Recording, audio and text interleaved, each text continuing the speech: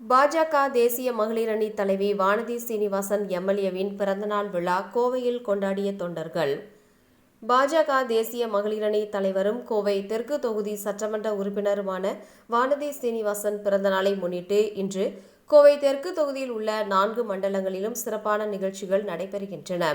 காலை முதல் மாலை வரை நடைபெறும் இந்த நிகழ்ச்சியில் பல்வேறு நலத்திட்ட உதவிகள் வழங்கப்படுகின்றன. அத்துடன் கோவில்களில் சிறப்பு வழிபாடுகள், அங்கன்வாடி மையங்களில் குழந்தைகளுக்கான நலத்திட்டங்கள் மற்றும் வைசால் வீதியில் உள்ள குரங்குசெட் மருத்துவமனையில் பிறக்கும் குழந்தைகளுக்கு தங்க மோதிரம் வழங்கினார்.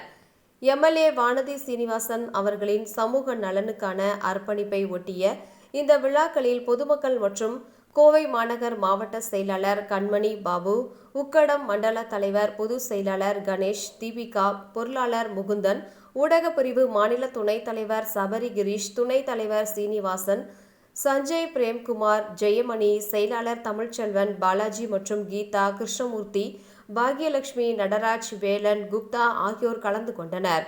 அனைவரும் கலந்து கொண்டு வானதி சீனிவாசனுக்கு பிறந்த நாள் வாழ்த்துக்களை தெரிவித்து வருகின்றனர்.